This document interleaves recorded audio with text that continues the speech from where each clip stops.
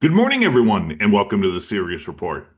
Well, Paul, Europe is finding itself declining further and further into the abyss by allowing themselves to be the blunt instrument of America's trade war against China.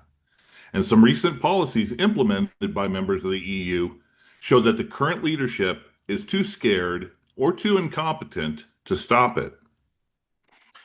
Yeah, absolutely. And the consequences of these decisions are disastrous. They're almost instantaneous. And it just shows the level of stupidity that exists at that level. I keep making this point that people go, oh, they're deliberately doing all these things. They're not deliberately doing anything. They're so useless. And I've had experience of these kind of policymakers who are completely incoherent. They completely lack the capability to think through their consequences of their actions. They just are ideologically driven, very emotive about things, and just go, well, let's do something without going, what are the consequences? And what this relates to, and I don't want to go too much into the whole background of it because I'm sure people are aware of this, is that the Dutch government, in their infinite wisdom, decided to take control of Nexperia. That's a Chinese-owned but Dutch-based semiconductor maker. They said it was to ensure enough of its chips stayed in Europe because of the issue of the automobile and consumer electronics industry. And they used this legislation called the Goods Availability Act, saying that there was a threat to the continuity and obviously safeguarding a sector which is obviously semiconductors. It's a critical technology sector. Therefore, it becomes a matter of national security. So we've decided we're going to take control of it. And there's certainly some parallels to the US here because Nexperia is owned by Wintech, which is a Chinese listed company that the US has placed on its entity list. And because of this new so-called 50% rule that the Trump administration implemented, the argument could be that therefore, on that basis, Nexperia becomes something on the entity list. And the argument would be, did the United States influence this decision? Well, the problem in doing this is there was bound to be a Chinese reaction, and we'll come on to that shortly. But more importantly, if you put these kind of measures in place, you are therefore seizing control of a Chinese company. And that is going to reflect very badly on you as a nation in terms of investment. I think it would actually cause major problems in the sense across Europe because who would want to, if you were a non-Western country like the Chinese, invest in the Netherlands or Europe in future? Because, you might do so and the company could be seized on the grounds of national security, whether that's justified or legitimate is an entirely different matter. There was bound to be a reaction from China, which there has been.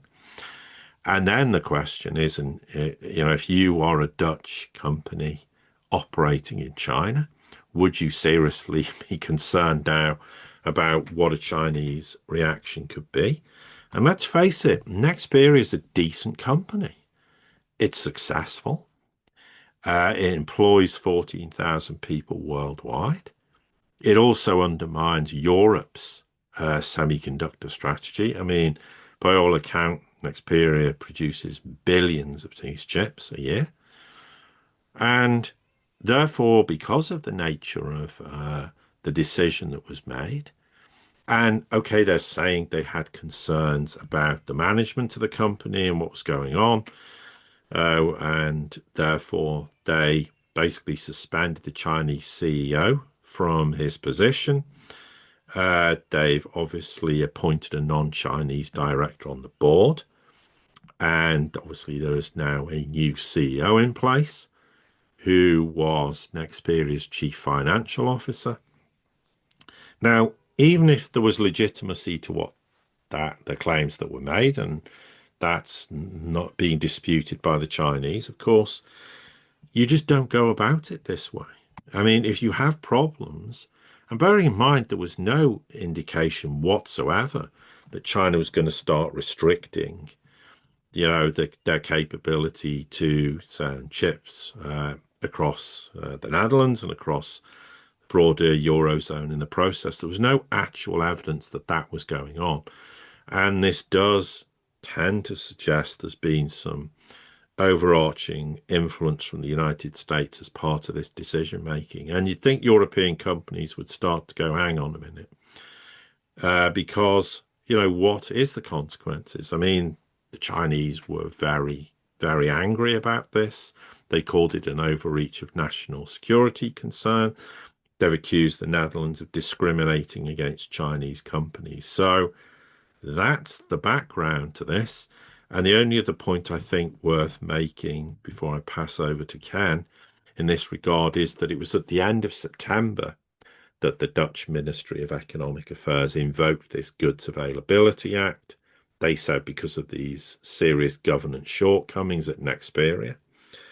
And they're saying the decision was to prevent a situation in which the goods produced by Nexperia, which is both finished and semi-finished products, would become unavailable in an emergency. And that's the kind of background to this. Yeah, I don't want to, I'm not going to come out and make outright accusations, but the perception that's going to fuel my thoughts on this is that Europe seems to be, and it's not just the current state of what they did with Nexperia, but Europe seems to be in what I would consider a pirate mentality. Go back to when Biden was president.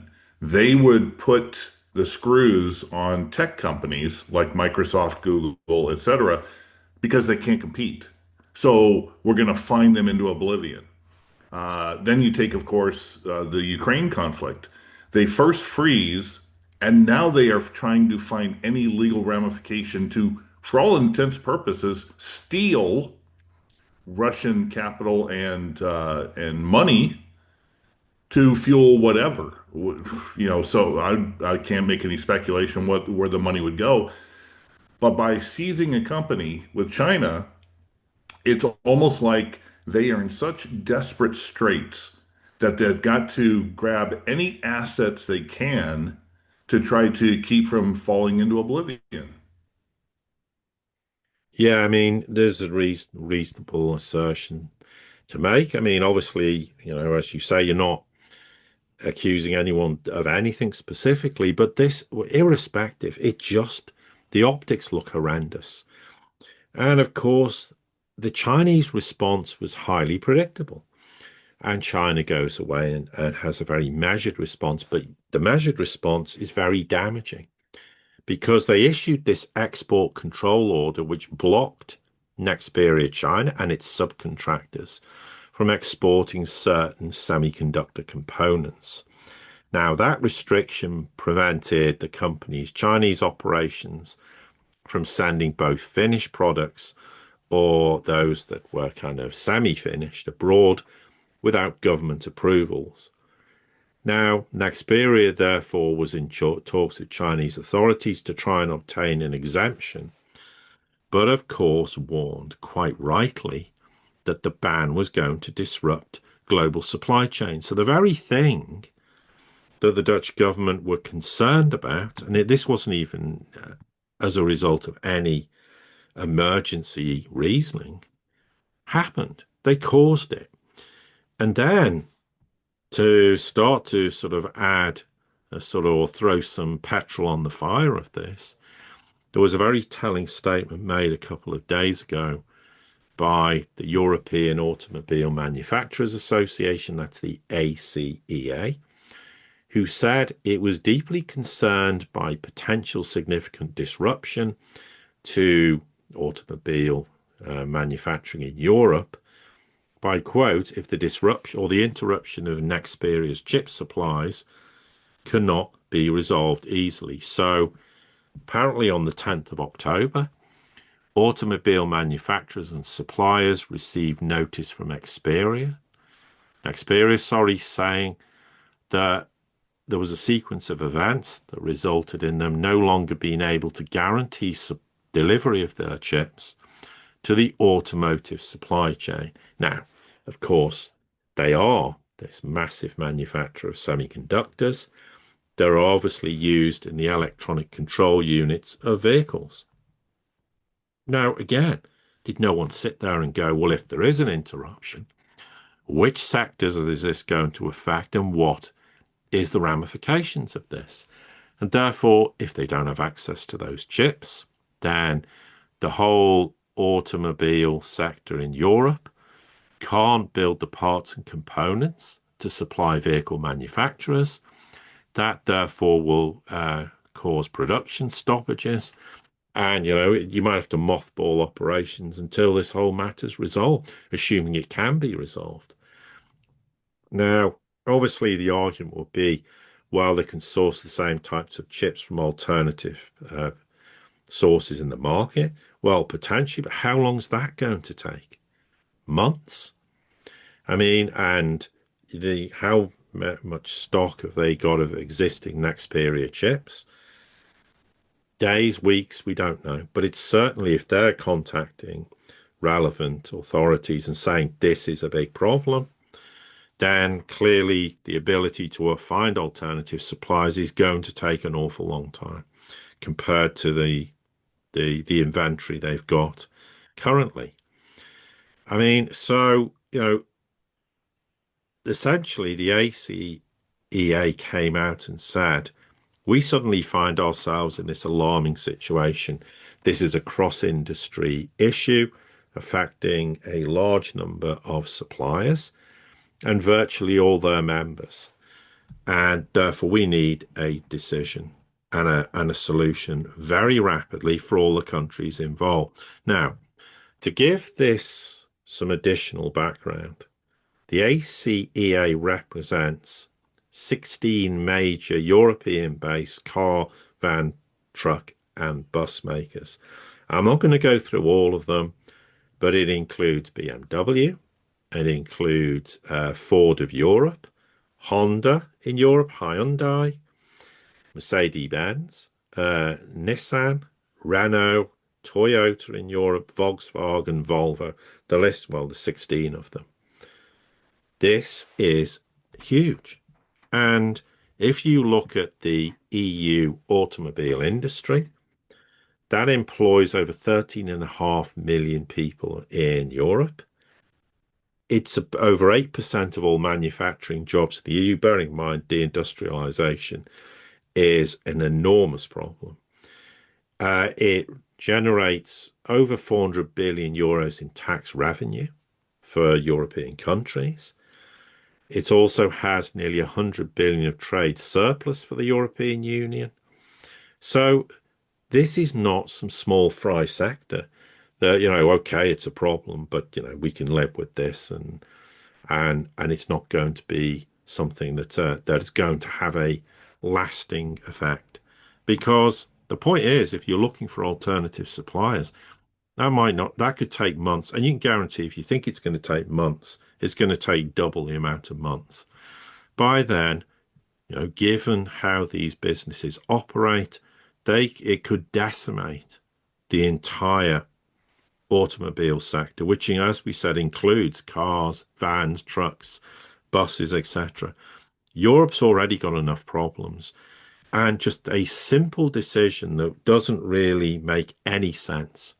Yeah, you might have concerns about the operational aspects of a business. Let's just say, for argument's sake, they're legitimate.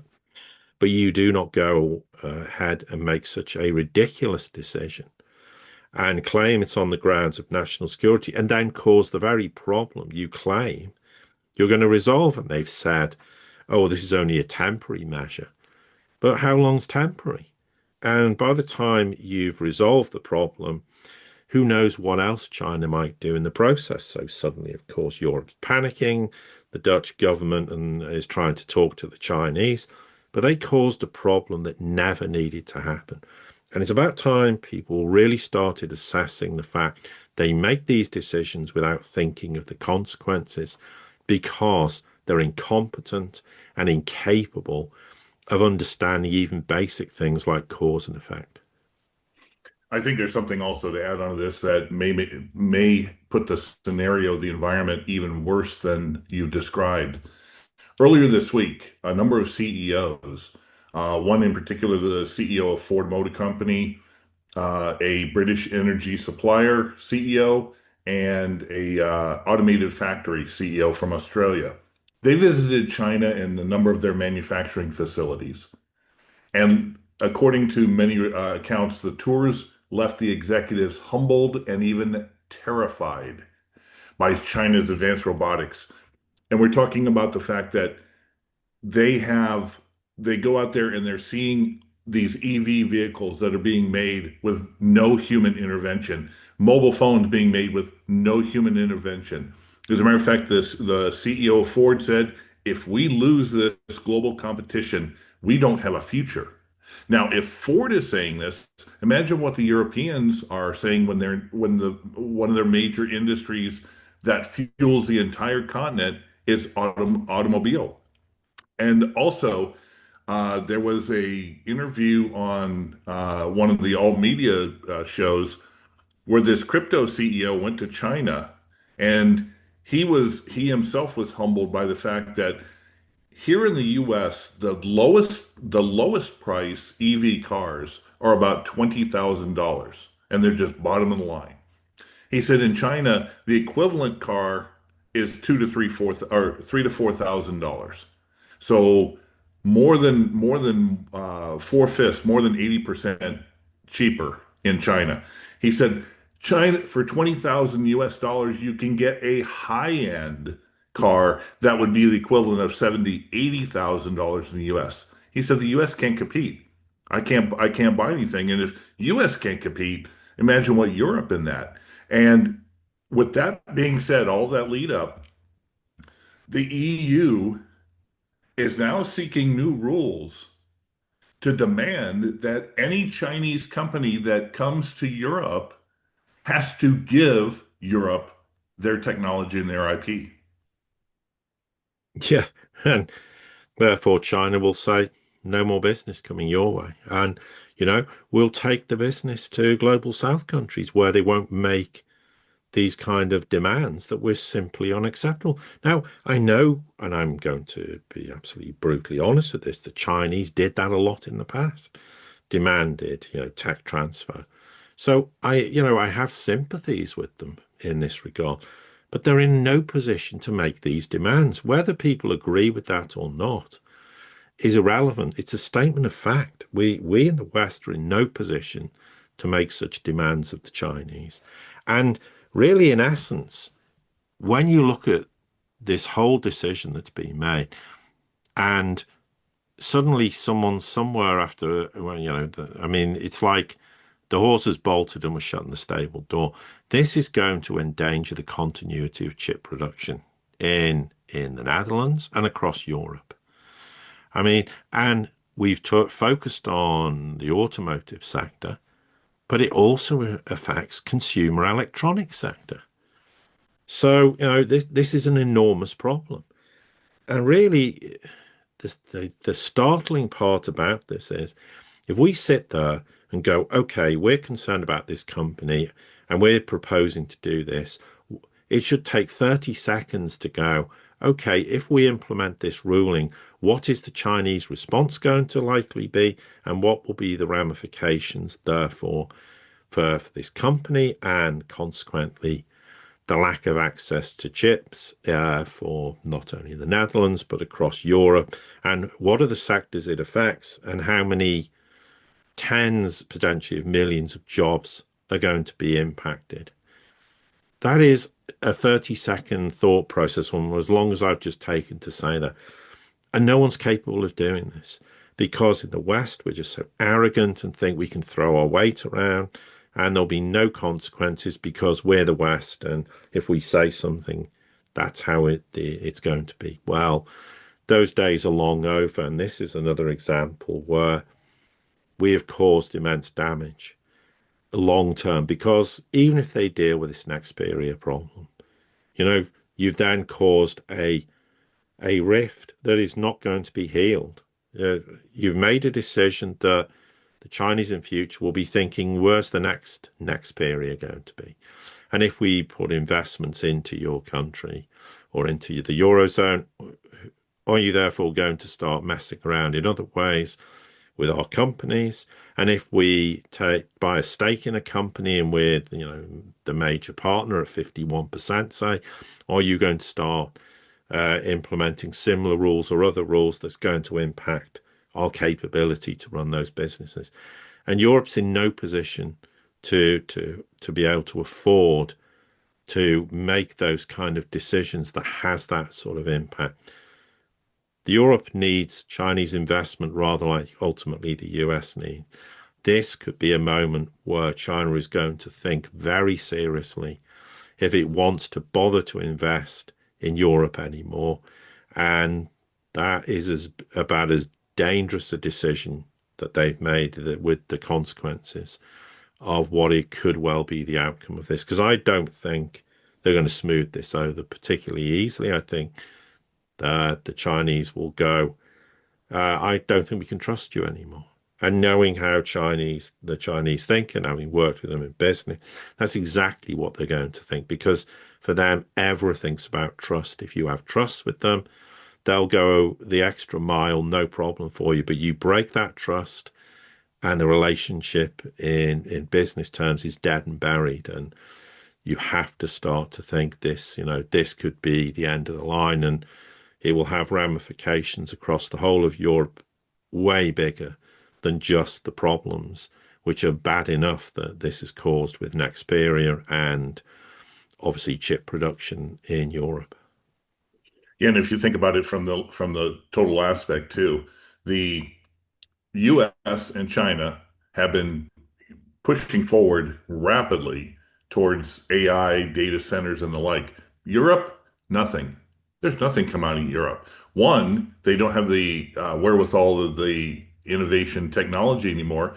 But two, they can barely provide energy for their own current infrastructure. Do you think how are they even going to come close to being able to to provide the energy for some of these data centers that can uh, demand enough electricity that runs an entire U.S. state? So that's completely out the window. And if you look over time, the U.S. has put all of their capital into financialization. Europe has put all of its capital into welfare state to keep the status quo in power. What did China do? China takes all of their profits and puts it into capex and research, and this is why they are miles and miles ahead. And I don't think it's going to change until there's really a complete political revolution in the West with a new mindset and taking a look at how money and how finance can be used to benefit the people and benefit industry rather than to, as we've seen, benefit the 1%. Any final thoughts you wanted to add to this, Paul? No, I think that's fine. Good point to start. To everybody here at the Sirius Report community, as always, thank you for your support. Don't forget to like, share, subscribe, comment, send this out to anybody you think it might be important to. And until the next time we get together, have a great day.